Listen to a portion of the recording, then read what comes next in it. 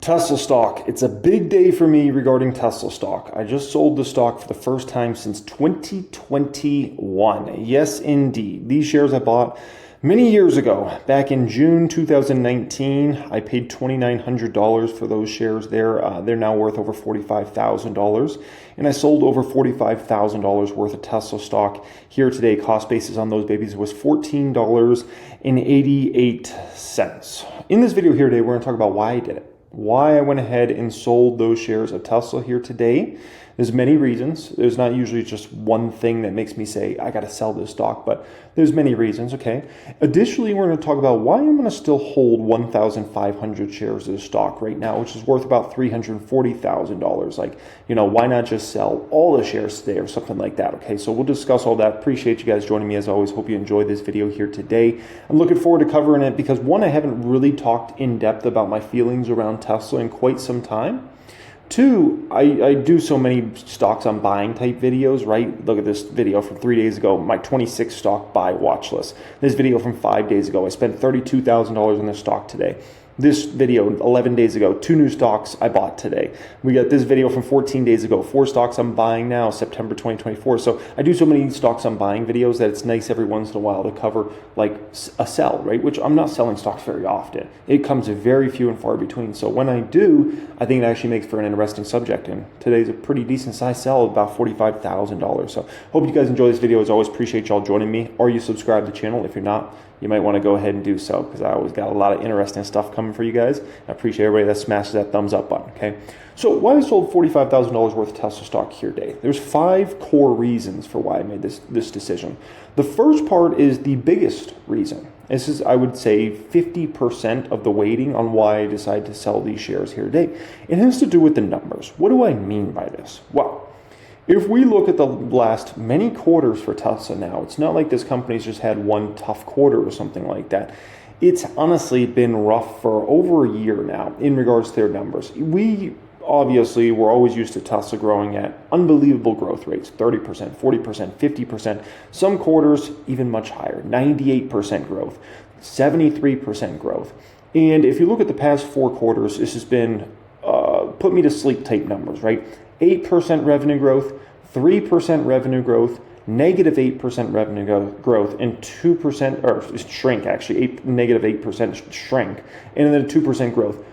I could tell you, Coca-Cola, I believe, has had better numbers the past 4 quarters. I believe Pepsi has had better numbers. I believe McDonald's has had better numbers. That's how bad it's been for Tesla, right? This is beyond bad. It would be one thing if their growth rate slowed from, let's say, 40% down to like 20% or 15% even for that matter, right? But slowing down to 8%, 3%, negative 8%, and 2%, that's beyond bad for this company, right? Now, we can make a lot of excuses up. We can make a lot of excuses for this underperformance. Interest rates went up a lot, right? Sure, we can make that as an excuse, but guess what? We can make a lot of excuses for a lot of companies. At the end of the day, you can make a lot of excuses. And I can point at every company out there, and I can find a million excuses on why their business is not performing up to standards at a particular time, right? Oh, look, the market's very competitive right now. The market's always competitive in every industry. If you're talking about billions of dollars, tens of billions of dollars up for grab, right? It's always going to be competitive. Always. There's no such thing as it's not competitive. Every industry, every company is always going to face a lot of competition. So the more I look at Tesla's numbers, the more I think it's a poor reflection on how the company's been run the last couple years, more than anything. Because at the end of the day, we could make excuses for all these different companies. And at the end of the day, they still put up numbers. Heck, even Apple, with their lack of innovation, they still put up their numbers, right?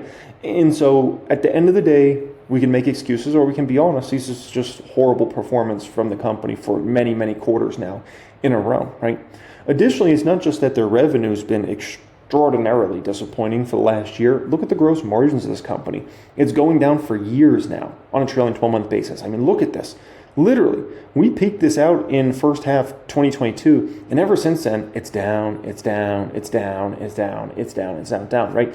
That's extremely disappointing because that just shows that we feel like we have no pricing power on this business model. And the worst thing you could ever feel in regards to a business model is like you have no pricing power. right? That's something you never want to feel. And if I think about the best companies, they all have pricing power, right? Meta has extraordinary pricing power. Why? Well, if you're going to advertise as a business, you have to go through Meta's platforms, and that gives them huge pricing power. And so even if, let's say, more people aren't running ads, they can still go up on price because as a business, as a company, as somebody doing something political related, like, you better run ads on Meta's platforms or you're going to be irrelevant. That's true pricing power, right?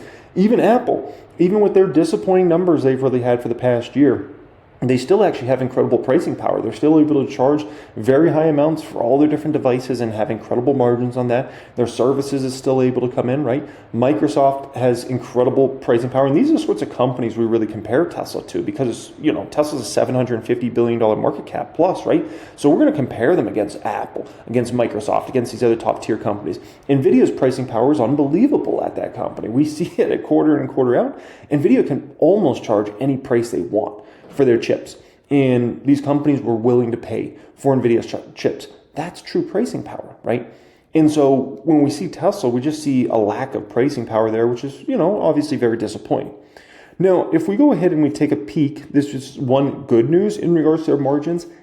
It has ticked up a little bit in the most recent quarter. So we might have bottomed out margins recently, right? Which is a good thing. I think that's probably realistic. The question is now, and this is something I'm even a little unclear on, is where do margins go? I believe they're going to go up, but are we getting back to here? I don't know about that. Maybe that was a freakish one-off super cycle we were going through in terms of demand. I don't know if we get back to those margins. Even as a shareholder, I have real questions if we get back to those margins or that was just a mirage. That was like a one-off, one-time type thing, right? Whenever I'm comparing a company like Tesla, I got to compare them against my other big companies, my other big investments, right? So my Mag 6 is this in the public account. These are all my Mag 6. To be my Mag 6, I got to have over $100,000 invested into you. So my Mag 6 is Elf, Amazon, Palantir, PayPal, Tesla, and Meta, right? The newest stock of that bunch is PayPal. Some of these other stocks I've held for many years. Tesla would definitely be in that category. Meta would be in that category. Palantir was buying that heavy back in 2022 into the first half of 2023. So that one's I've had for quite a while. Amazon, a lot in 2022 and the beginning of 2023. Elf, we could date that one all the way back to, that was either 2018 or 2019. I think it was 2018 in regards to Elf. So PayPal is by far and away the newest, right? And it's also the least performer of the bunch, but it is by far the newest of this bunch, right? But if we compare them against these other companies, here's what we're going to find. Look at Meta's revenue growth, quarter in and quarter out. We could make all the excuses in the world for Meta. Oh, small businesses having a tough time. Poor consumer sentiment, right? Businesses, are not as advertising. We could make so many excuses for Meta. But at the end of the day, all they are is excuses. This company comes through with the numbers quarter in and quarter out, and the growth is self-explanatory. Looking at 1000xstocks.com here, look at the growth here. It's incredible in regards to this company. Look at the margins. The net margin just in the past few quarters has over 2x'd. Over 2x'd the net margin on this company in less than 2 years. That's extraordinary, right? We could make up all the excuses. Oh, employee costs are so expensive. These software engineers are so expensive. Like, we could find a million excuses, but at the end of the day, Meta doesn't look for excuses. They look to put up their numbers, right? And those are incredible numbers, even despite all the spend and all the projects Meta has going on, right? The long shot projects and those sorts of things. If we go ahead and look at earnings per share, the trend is clear. Up and away, right? On a trailing 12-month basis, absolutely extraordinary from Meta. So we look at a company like Meta, I'm just going to be honest, Zuckerberg's kicking Elon Musk's butt right now. That's just straight up, like, there's no debating that, right? PayPal would definitely be seen as I would say most disappointing of these sorts of companies, right? Outside of Tesla. But even you look at PayPal, I mean, PayPal's revenue growth is every quarter. You don't have to stress over, is PayPal going to come in with their numbers? Are they going to grow? No. They come in every single quarter and they do their thing, right? Look at the earnings per share growth. Clearly, they bottomed that out in terms of EPS, and then it's just been up and away in regards to PayPal. So even PayPal is putting up very impressive numbers. Even PayPal's kicking Tesla's butt.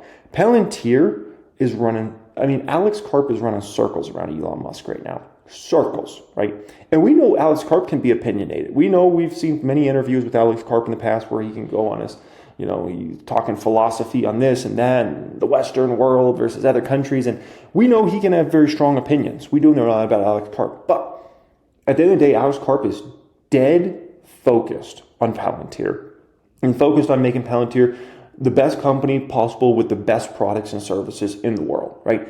And he's a guy that wakes up every day and that's what he's worried about. And he's running circles around Elon, and it really shows, right? The numbers are proof in the pudding. Every single quarter, pretty much, Palantir's revenue accelerates and accelerates in terms of the growth. You can count on Palantir every quarter coming in with growth and growth. We can make a million excuses about, companies are tight on budget. There's all these recession worries. Interest rates are high. That hurts a lot of companies. We can make a million excuses. Palantir doesn't make excuses. Palantir makes results. Look at the margins of Palantir, right? They went from negative margins in regards to a net loss, right? To all of a sudden now their net margins are percent just going up and up and up. And this reminds me of Tesla back in the day when Tesla, like 2018 through 2021, and their net income margins were horrible because they were a money loser. They flipped to profitability and then they exploded it to the upside, right? And that was Tesla back in the day, and that's Palantir today, right? Alex Karp's running circles around Elon Musk straight up. Amazon. No excuses from Amazon. The consumer's weak. Credit card debt's high. Businesses are trying to cut back as much as possible in AWS. But at the end of the day, the Amazon numbers are the Amazon numbers. They keep growing. They keep putting up great numbers quarter in and quarter out.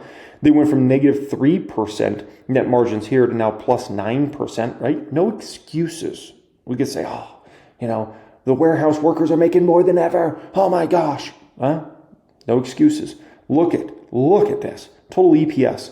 From negative to it's just a stair step up, right? And I really don't see that going down anytime soon. Like that earnings per share for Amazon is just going to keep going up and keep going up.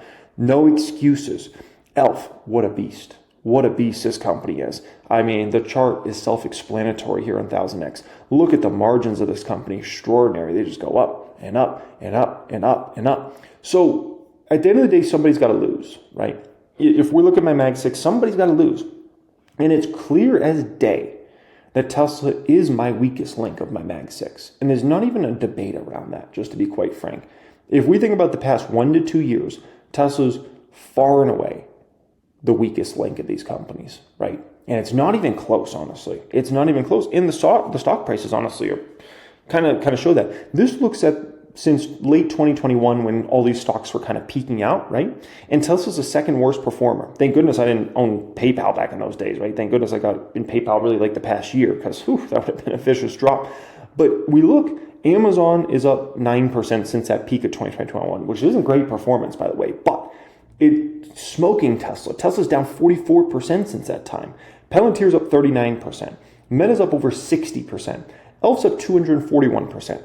And like I said, we can make excuses all day for all these companies on why it's so tough and so competitive. Have you ever gone to the cosmetics section of a store? Have you ever seen how many brands there are in the cosmetics area? Go to your Target sometime. I know 90% of people that watch my channel are guys, so you probably never go to the cosmetics section, right? Shout out to the 10% of females watching this, okay? Leave me a comment if you're a female watching this right now. Leave me a comment down there, okay? I know there's not many of you guys. I appreciate y'all. But for the guys that watch this channel, go to the cosmetics area someday. Go with your girlfriend, okay? Go with your wife so you don't feel weird. Go with your sister, okay? Because you might feel weird if you go by yourself. Go there, Walmart, Target. Look at how many brands there are. It's ultra competitive. There's a million different brands, and yet at the end of the day, does Elf make excuses? There's so many competitors. No. But for Tesla, we say, there's so many competitors in China. Oh man, it's tough out there, right? The interest rates are high. We make all these excuses, but at the end of the day, you got to put up your numbers. There's a million cosmetics brand, and Elf says, you do you. Our products are so good, and we're so well priced. Our marketing's so good. We don't care what y'all got going on. You can sell your little cosmetics brands. We're going to tear it up with our numbers, right? That's a level I feel like Tesla used to be on, and they've lost that edge now at this point in time, right? And the proof is in the pudding. The proof is in the stock prices, right? The performance is what the performance is. Negative 44% since that time is awful performance, right? Now, 20% of the reason I sold the stock here today in terms of $45,000 worth comes down to valuation. If we look at valuation in regards to Tesla, 88 forward P, 2-year forward P, 54. And look at the trailing 12-month earnings per share growth. It's like non-existent. Current year expected earnings per share growth is off a cliff. Trailing 12-month revenue growth, like nothing. Current year expected revenue growth is like nothing, right? The only thing Tesla really has going for it is next year earnings per share growth should start coming back to life. Next year revenue growth should start coming back to life, right? Analysts have them at about 19%ish, somewhere around there for revenue growth for next year. So that's good, moving in the right direction. But at the end of the day, this stock is incredibly rich, especially given the fact that this company's numbers have been put you to sleep for the last year or two, right? Very disappointing. Now, I love the compare feature on 1000X. So we compare Tesla versus Meta and nvidia, right? Two of their peers, two companies that are extremely well run, we've seen over the past couple of years, right? And look at this. Like Tesla loses at like everything, right? Forward P's 88 for Tesla, it's 25 for Meta, and it's 47 for nvidia. 2-year forward P, 54 for Tesla, 21 for Meta, 32 for nvidia. I mean, oh my gosh, like Tesla's just very insanely richly priced compared to these other two stocks, right? Trailing 12-month earnings per share growth, like non-existent for Tesla, 134% for Meta, 407% for nvidia. Current year expected earnings per share growth off a cliff for Tesla, up 43% for Meta expected, up 230% for nvidia. The only thing Tesla wins at here is really next year earnings per share growth. Tesla's supposed to be up 69%. We'll see if it happens, right? Their earnings per share growth should come back very strong next year, with versus 11% for Meta and about 34% for nvidia. So that's the one category that Tesla wins. Trailing 12-month revenue growth, 1% for Tesla, 24% for Meta, 194% for nvidia. Current year expected revenue growth, 4% for Tesla, 20% plus for Meta, and about 150% for nvidia. Next year revenue growth, 19% for Tesla, right? So they're ahead of Meta, but they still lose in the end. nvidia is at about 34% expected next year revenue growth, right? So they even lose there. And then gross margins, less than 18% for Tesla, 80+% for Meta, 75% plus for nvidia. Net margins on Tesla, 5%ish. They're below where many stocks in the market trade at, kind of that 8 to 10% range. They're under 6%. They're in the 5s. Meta's 34%. nvidia is a shocking 55%. So at the end of the day, like if I just compare them versus their peers, they're losing all over the place, right? So valuation matters as well. Next up here, 10% of the reason I sold $45,000 of the stock here today is they're moving too slow. I got to be honest. Tesla was always one of those companies that moved so fast. It was incredible. I got to be honest with you guys. The company's actually moving too slow now at this point in time. The ramp for Cybertruck, I told you guys it's going to take a while, right? Even with my conservative kind of expectations in regards to how Cybertruck was going to ramp, they're slow even with my conservative projections. So this production ramp for Cybertruck's been extremely disappointing, I would say, like incredibly slow. And the thing with Cybertruck is it a completely new model in regards to anything Tesla's done before? Yes. But at the end of the day, this company has ramped many vehicles now.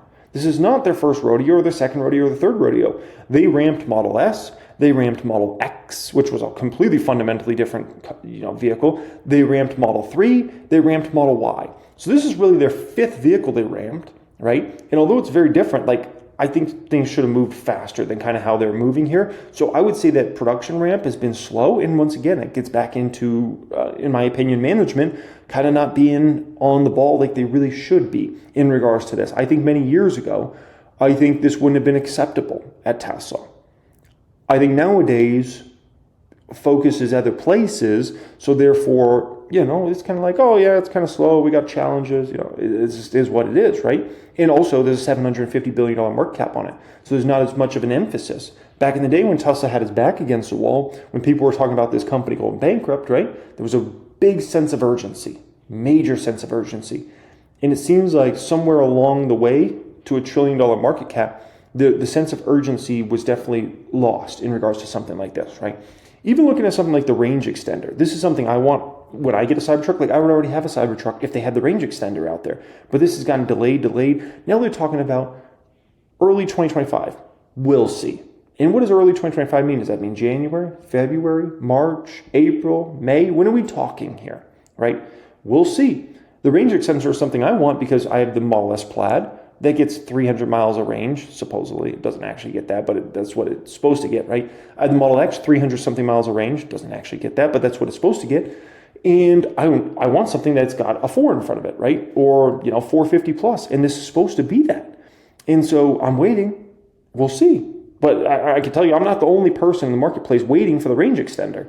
There's probably a lot of me's out there that are like, I'm getting a Cybertruck when they got this out there, right? Then I even see stuff like this. Uber and Waymo to expand autonomous ride hailing to Austin and Atlanta, right? I feel like we're moving too slow even here. I don't want to see headlines that Uber's moving ahead of us. No. There's no reason for that. When it comes to autonomous vehicles, like I feel like we're moving too slow. And I feel like Waymo's getting out there in front, and I feel like they're positioning faster in the marketplace, and that's not good. I want Tesla to be known as the first ones to really be successful here. I don't want Waymo to be that, but if Waymo keeps expanding in all these big cities faster than Tesla gets into the marketplace, guess what's going to end up happening? They're going to become synonymous with autonomous taxi network, right? And then Uber is going to be seen as that. And so when Tesla then does it, it's not going to be seen as nearly as cool, right? Because people are already be taking the videos of, oh, there's no driver in my vehicle in all these big cities. So I think we're moving too slow here as well, which is incredibly disappointing, right? The semi, where's the semi at? Where's the semi ramp at, man? Like the semi got shown off like 100 years ago now. And this baby still hasn't ramped in any major production. And it got shown off years ago, right? Where's the Roadster at? Is the Roadster ever happening? Probably not. Why, right? We're moving too slow. We're moving too slow on all this stuff, right? Range anxiety is a real thing, and yet we're still producing vehicles that get 300 miles of range. Listen, years ago, it was epic. The fact that Tesla had vehicles in the market that got 300 plus miles of range, right? EPA estimated, it was huge. It was huge. That was 5, 7, 10 years ago. We're in 2024, about to go into 2025. 300 miles of range is not seen the way the coolness it was seen 5, 7, 10 years ago. People want 400, 500 miles of range now at this point in time. And the longest range you can get on their mass market vehicles is 320, which, by the way, you're not getting that, right? No different than if somebody says you can get 33 miles per gallon, in a gas car, you're not actually getting that, right? Unless you drive perfect. The same exact thing for these vehicles. So if they say 320, you're probably getting like 250, 240, something like that, right? If they say 363, you're probably getting 270, 280. We need vehicles that got 400 miles of range, 500 miles of range in the market. We're going into 2025. This isn't acceptable anymore. And there are a lot of people. You'd be shocked at how many people I speak to. Why don't you have a Tesla yet? It seems like you're interested in them. It seems like, you like the tech and everything. Why not have one? And they always come back to, I don't want to have to, if I'm going between states, I don't want to have to supercharge for 45 minutes to an hour, right? That's what it all comes down to. I don't want to have to supercharge 2 times on my trip to blah, blah, blah. And so this range anxiety is a real thing. And so we've got to get to a place where we get 400 to 500 miles. Because at the end of the day, Tesla can act like we know what customers want, or we can give customers what they want. It reminds me very similar of years ago. Years ago, Apple, they would only make a small iPhone. It was, very small in its day. And Samsung came out with this much bigger iPhone. Or not an iPhone, but, whatever Samsung's called, Galaxy device, right? And I saw more and more people getting Samsungs. Why? Because they wanted a big screen. And it took Apple several years, but finally they woke up and they said, you know what? People in the marketplace want a much bigger iPhone. We're going to give them a much bigger iPhone. And that's when iPhone 6 came out. And sales of the iPhone took off like a rocket ship. And I don't know, Apple was they didn't want to do that. They thought it was just fine. They thought the screen on their iPhones was just fine. They thought they didn't need to go bigger. And the marketplace told us, yes, we want bigger iPhones. And at the end of the day, that's what's happening in this situation. The marketplace wants Model 3s and Model Ys with 400, 500 miles of range. Not in the 300s anymore, which, once again, in reality is really the 200s. And so we've got to get there. We can act like we think we know what's best as Tesla, or we can say, here's what the marketplace actually wants. Because I can tell you, if we had 400s plus here, I can tell you we'd sell a lot more vehicles. And people wouldn't mind paying a little more money for them either.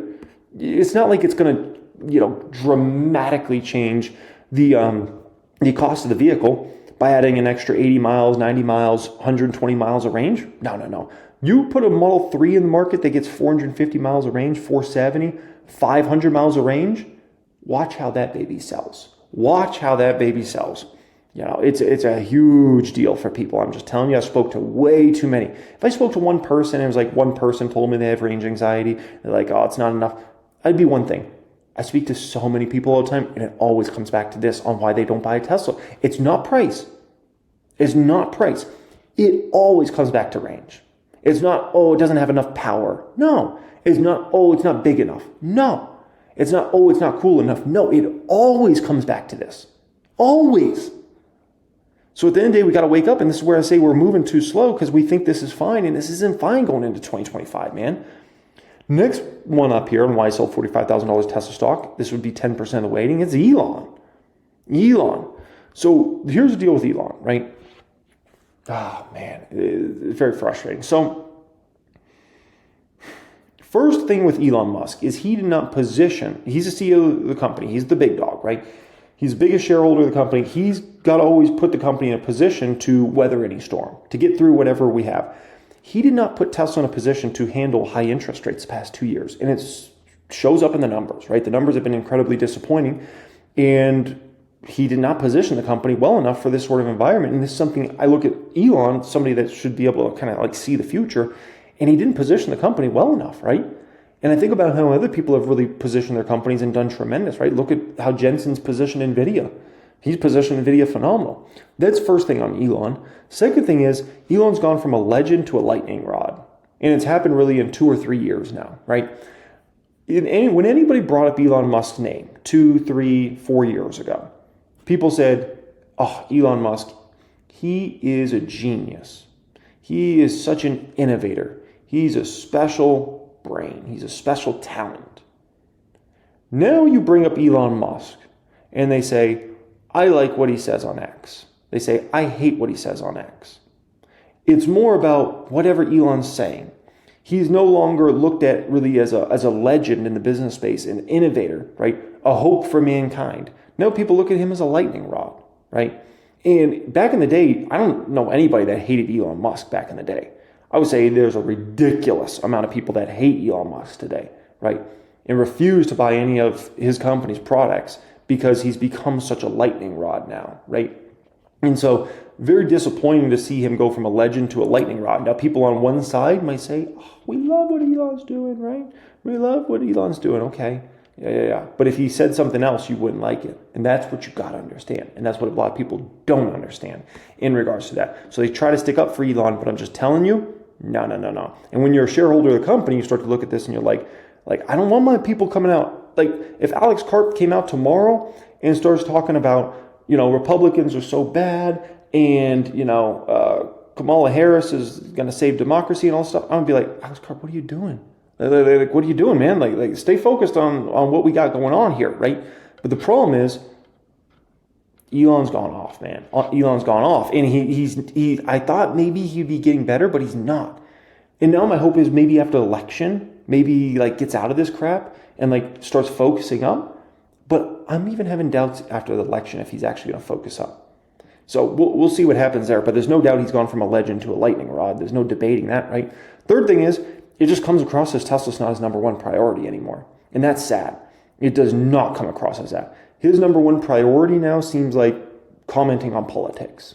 And that's maybe it's not that way. Maybe he's grinding out a Tesla 8, 10, 12 hours a day. Doesn't seem like that. And as they say, perception is reality. What's the perception around Elon Musk? It's that he's on X all day, posting crap. That's what the perception is. Like I remember this was done back during Model 3 production problems, right? As Elon Musk called it back then, production hell. And these were the days, man. Elon Musk was supposedly sleeping out on the floor. He was down there working out all the details and trying to get Model 3 ramped and those sorts of things. I don't think Elon Musk I don't think he's going to spend that sort of time down there on the production floor. I think if he was actually spending real time, Cybertruck would have ramped way faster than it is. But I don't think he's down for that anymore. And that's disappointing, right? He became the richest person in the world, and I think he got soft. And I think now he's just over in his little political land. Like nowadays, I think, like, here's a mental image I get of Elon if he was to go down the production floor today. He would have his phone in his hand. People would be talking to him, Elon this, Elon that, and he'd be like, and he'd be posting stuff, retweeting stuff on X. That's the Elon of nowadays, right? That's very different than 5, 6, 7 years ago when he would get down and dirty on the production floor and like try to figure this crap out, right? Be down there with the employees and say, we're going to find a way. And that's maybe the difference between somebody that had their back against the wall versus somebody that's maybe, you know, they got it all now, right? They got the big market cap company with Tesla. SpaceX has this massive valuation on it now, right? You got the richest person in the world title. And, you know, you're like, do I really need to go on the production floor? Tesla has a $750 billion market cap on it. It's fine. Somebody else can handle that. They could figure out the Cybertruck ramp, right? They could figure out this. Like, you stop pushing it as fast as you could push it, right? And it's all showing up in regards to the results of the company is showing up everywhere across the board, right? So those days are unfortunately gone. And I don't know how he gets that back unless Tesla was to have some sort of epic crash or something in the stock price. I don't know, man. I don't know. We'll see. Next reason is I got to buy new stocks. There's some other stocks that I think are incredible opportunities in this market right now. I think I bought 6 stocks here today. I'll likely cover that tomorrow for you guys. I knew this video was going to be an in-depth video just covering Tesla, so I want to just keep it focused on Tesla. We'll talk about the stocks I bought with the money probably in tomorrow's video, but that was another 10% of the reason. So this, at the end of the day, is why I made that $45,000 sell in regards to Tesla stock there. And it's all that. It's a multitude of reasons, right? Now you might say, why even hold any shares of stock? There's a lot of negative things going here, right? Why still hold 1,500 shares, $340,000 in the public account? You know, I think that's a good question, right? So 4 core reasons why I'm still holding. 1, I still believe we're going to go to near 100% EVs over the next decade. And I do still believe Tesla's number 1 positioned in this marketplace. If we don't keep innovating here, we won't be number 1 anymore. We'll end up getting passed up, which would be shocking. That would be worse than when the Falcons gave up the 28-3 lead on the Patriots back in the day in the Super Bowl. Because you got to understand, like, Tesla's been like 3, 5, 7, 10 years ahead of their competition for a long time. So if we somehow give up this lead, it's going to be so sad. But I do believe we're still number 1. We're still the most well-positioned to be an EV monster over this next decade, right? Number 2, autonomous taxi networks are going to be everywhere over the next 5 to 10 years. You're going to see a slow build out over the next, I would say, 1 to 3 years, and it's going to become a little more common. But if we look out 5 years from now, 7 years from now, 10 years from now, I think in the next 10 years, I don't even know if there's going to be drivers anymore. Like it will be, I think by the time we get to 10 years in the future, no one's even going to be getting in a vehicle with an actual human driver in it anymore at that point in time. There's a potential of even, you know, maybe that flipping in the next 5 years, just to be quite frank. It's going to take a while, but that's what I definitely see playing out there. And Tesla's still set up to be number 1. But if they let Waymo and Uber get further out here with the Uber branding of Waymo, then I think Tesla would end up actually being position number 2. That would be very sad. But for right now, I still think we're well positioned enough because of the amount of vehicles we have out there in terms of how many Teslas are in the market, how many of those could be flipped on a switch to basically go drive people around and things like that. So as of right now, we're still position number 1. But if we don't get moving here, you know, we could actually move to the number 2. Third thing is Tesla Services is going to be an insanely huge business. I mean, ridiculously huge. When you think about self-driving, right, and all the monthly revenue they're going to make from self-driving, because I think most people are not going to pay up front for this self-driving, the autonomous vehicle opportunity. But I think there's a lot of people, especially if you rent your vehicle out, right, you're going to have to get that package. So you may be willing to pay $200 or $100 a month or something like that for it, right? And so I think that revenue is going to be ridiculous in itself, right? And that's just all software. You don't need extra hardware. Tesla's already have the hardware already in it, the cameras, they have all the tech in terms of the chips and everything to make this happen. Supercharging. I mean, they've got the whole supercharging network built. How much money they're going to make from just Tesla, never mind all the other EV fleets out there over the next, decades, is going to be ridiculous. So supercharging, so well positioned there to make ridiculous sums of money from that. Parts, more Teslas out there in the marketplace, the more things are going to break, the more problems are going to happen. They're going to make a fortune off that. Range extenders, I think what they're doing with Cybertruck and the range extender there, I think they're going to end up being able to do that in their other vehicles in the future, Model 3, Model Y, maybe the Model 2 vehicle that gets in the market, right? And so I think that's another one of those. That's going to be obviously a hardware project there, but I think that's going to be something. I mean, imagine you're renting out your vehicle and it gets 300 miles of range, but then you could get an additional 100 miles by spending an X amount of money, right? You might say, well, this is going to make me this much money, so it gives me a 2x ROI. Of course, you're going to do it then, right? So the range extenders, I think, will be big long term. Tesla insurance is going to be massive. I think advertising could be big for Tesla over time. Because remember, one of the biggest opportunities with being able to drive people places, right, is imagine, let me give you a real scenario, right? So let's say you put in your destination, it's you and your 3 friends, and you're going to this bar, right? It's Friday night, you're going to this bar, and the Tesla's driving you there, right? What if you got an ad while you're in the car, because there's multiple big screens inside a Tesla, right? Or you got to pop up on your phone that the bar next door to the one you're actually going to gives you, half price on your first round of drinks or something like that, right? Shoot, that might be very, very intriguing, right? And so that business might be like, I want to advertise on Tesla's network here because I'm going to go ahead and be able to run ads to folks that are going to bars near my bar, right? Imagine you have, I don't know, you're going to, let's say you're going to a restaurant, right? Usually there's a lot of other restaurants around a restaurant, right? So you type this in, and then this other restaurant over there hits you with this opportunity of, with a $50 purchase, you get a free $10 dessert or something like that. Like there's so many opportunities when it comes to that. So I think advertising is going to be actually massive for Tesla long term once they get the Robotaxi fleet out there and into full production. If you know where people are going, you're going to be able to serve them up relevant ads, right? Somebody's going to the airport, okay. Now you can serve them up a bunch of ads that are airport related, right? There's just so much potential you can have there that you could make so much money off of, and on a very localized kind of market business. So is that something big in the next 5 years? No, but in the next 10 years, huge, huge, huge.